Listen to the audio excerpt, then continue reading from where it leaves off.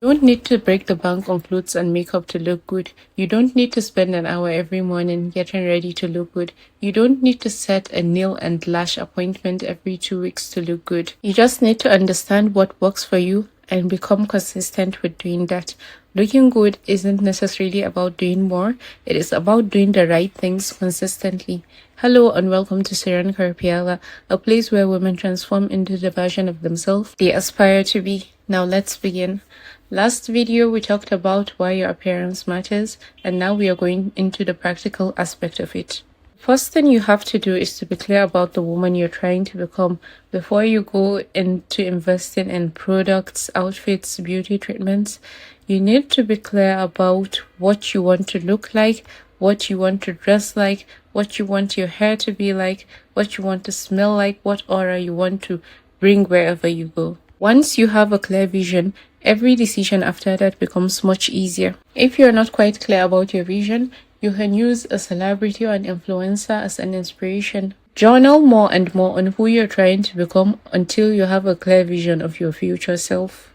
Next, we are going into the 3 basics of looking good, which is your hair, your skin, and your outfit. So let's start with the hair.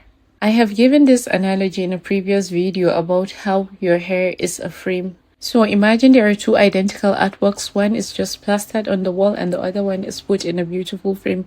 Obviously, the one that is framed looks much better. So that is what our hair does to our look. Find a hairstyle that complements your look and your overall appearance. Also find a hairstyle that fits your lifestyle. Don't do a hairstyle that requires more maintenance that you can realistically have time for. And pay attention to color too. Not every color is going to complement you in the same way. Find what works for your complexion and overall appearance. Then find products that actually work well for your hair type. Use the internet to your advantage. There are so many women sharing their hair routines online. Find creators who have similar hair type to yours. Learn from the people who are actually dealing with the same kind of hair you have. You don't have to figure out everything on your own. The second basics of looking good is taking care of your skin. When you have a healthy skin, it gives off the vibe that you take care of yourself. Skin doesn't have to look perfect, but it should look healthy at least. Your skin concern, whether it's acne, hyperpigmentation, textures, scars, pores, the things that make you feel unattractive. Personally, I have dealt with acne in the past and I had to do a lot to figure out what works for me eventually. I had to do a lot of changes in my diet. I had to test with a couple of skincare products. I had to do a lot of changes with my lifestyle with regards to stress and other things. You should do your own research and find what works for you, because I think everybody has his own unique body and what works uniquely for them. If you can afford it, you should visit a dermatologist too. And then don't go experimenting with different skincare products just because an influencer on TikTok said you should use it. You should use things that are specific to your skin concern. Also, it's very good to keep your routine simple so that you can stick to it rather than doing something that has a lot of steps in it and then you feel overwhelmed and then not do anything at the end of the day about taking care of your skin. Taking care of your skin also makes your makeup look better. If you have a good, healthy skin underneath, it makes the foundation of the makeup look smoother and more finished. Personally, I don't wear makeup because as I mentioned earlier, I've dealt with acne and honestly, it feels like I'm rubbing dirt on my face as I'm applying makeup. So I just skip makeup entirely. Actually, not entirely. I just don't put things on my skin. I usually put things on my lips. I do my lips, I do my eyes, and that's about it. I just can't bring myself to put things on my skin at this point that I've gotten my skin to after everything. The 3 must-haves in every skincare routine should be your cleanser, the face moisturizer, and then the sunscreen. And if you have any skin concern, you should definitely use an active that targets it. But if you don't have any concern, you can just stick to those 3. Do not underestimate the power of a clear skin. Here are some tips to take care of your skin and body in general. First, take your bath with lukewarm water if you can't stand cold showers, but don't go the hot water route. Dry brush once a week or once in 2 weeks to remove dead skin cells. Do not over exfoliate. It's also a form of lymphatic drainage, and more on lymphatic drainage, you can use the body washer to enhance circulation of fluids and blood, and also for sculpting the body more. Don't use dirty towels after bathing. Make sure you change them up regularly because the towel is usually damp, so it's a breeding ground for bacteria. Also, after you take your bath, use body lotion to hydrate your skin. So your face is not your only concern, your entire body is part of the whole look. Follow up the body lotion with a body oil to enhance your radiance and to nourish your body. Hair removal. Have a routine so that you can maintain consistency. Choose what method works best for you, whether it's using a shaving stick, waxing, or using a hair removal cream.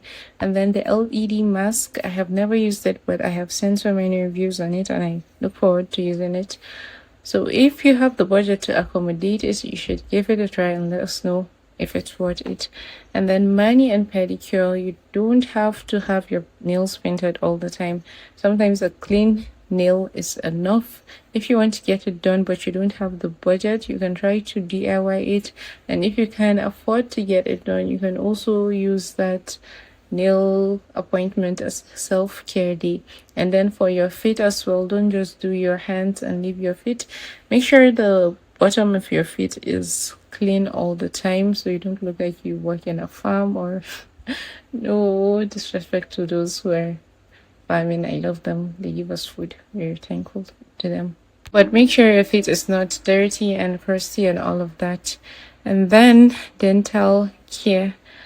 Dental care is not really part of the skin, but it is still part of the body. Brush twice daily, floss daily, visit your dentist at least once in a year. You don't want people backing up whenever you open your mouth to speak because of the smell that's coming out. And when you smile an open smile, people automatically look at your teeth. So having a good set of teeth is part of your complete look. And then the last of the three basics is your outfit. This can be the easiest part because you already have established what you want to look like. You can get inspiration from Pinterest, which is a great resource. Tailor what you see to your own vision. Don't just mimic exactly what you see on there. Learn about the colors that make your skin look vibrant and the ones that make you look washed out. Pay attention to the fabrics and textures. Some materials may make an outfit look much more polished on you than others. And then look at the fit of your clothes. If something doesn't fit you, either take it to the tailor for adjustment or give it out. So there are some elements of an outfit that I want us to touch on. It's better to have a few pieces of high quality clothing that you can mix and match rather than a range of cheap items. So invest in neutral colored basics. High quality bags speak for itself. You don't have to spend a lot and you don't have to have a lot. So just like 3 different sizes that you can switch around for different occasions and different places you're going to is a good start. I find a structured bag to be very sophisticated, so it's ideal to stick to structured bags. Also, when you're buying a bag, pay attention to the interior. What type of material is it made of? What are the inner pockets like? And if you're spending so much on a bag, it is important to store it properly. Don't keep it in a hot, humid place. If not, it will start peeling. And don't hang it when there is plenty items in it. If not, it will sag. And let's move on to shoes. They say good shoes take you to good places. The right shoes can either make or break an outfit, so pay attention to that. And make sure your shoes look clean and polished before stepping out. And accessories, things like sunglasses, belt, hat, jewelry can take an outfit from a basic one to an elevated one. So for example, you can be wearing a basic plain dress, but when you pair it with a belt, you pick up a nice handbag, you wear your rings and maybe a nice necklace that matches the whole theme of the whole thing, you elevate the outfit entirely. It looks so much different compared to just wearing the dress and stepping out. So for a recap, the basics you have to pay attention to before you step out of the house all the time is your hair, your skin, and your outfit. Moving on, next is body composition. We all know what we look like, and we all know what aspects of ourselves we like to improve on. It may be that you're inflamed and you want to reduce the inflammation. Maybe you want to build some muscles or reduce body fat in some areas, or you want to make your arms more toned, or you want to work on your core. Whatever your goal is, identify it and work towards it. Find hobbies that keep you active, whether it's walking, dancing, swimming, cycling, playing a sport, or taking classes. Whatever gets you moving consistently. And in the meantime, walk with your body. So if you're a pear-shaped person at the moment, but it's not very natural, you can walk with outfits that fit a pear-shaped person. If you are an apple, just walk around it, walk around your body composition in the meantime before you get to your ideal shape. The next is to pay attention to what you put in your body. Listen, I am a sweet tooth. I've been a sweet tooth all my life. I don't want to stop identifying as a sweet tooth because it's one of the beautiful things in life. But your everyday diet matters. You can't consistently feed your body things that don't nourish it. Eat a balanced nutrition diet. Get enough protein. Eat fruits and vegetables, stay hydrated, and pay attention to how different foods make you feel. Some people notice that certain foods worsen things like bloating or skin issues. If you've noticed a particular food consistently makes you feel worse, that's what paying attention to. And of course, things that are excessive in sugar, alcohol, nicotine don't do you good overall. I am not telling you to starve yourself or deprive yourself of the things that you love. Just learn to nourish your body well most of the time. And if you're into supplements, get supplements that suit your body needs. Figure out whether you actually need them and speak to a healthcare professional. The last but definitely not the least is to take care of your inner environment too. I know we are talking about appearance, but what you're feeling inside affects how you appear outside as well. There are people who drain you, people who make you anxious or you keep getting into a conflict with. They drain you and they take away your spark. Also, when you have trauma stored in your body, it affects how you look. So you have to deal with those inner battles to glow to the max.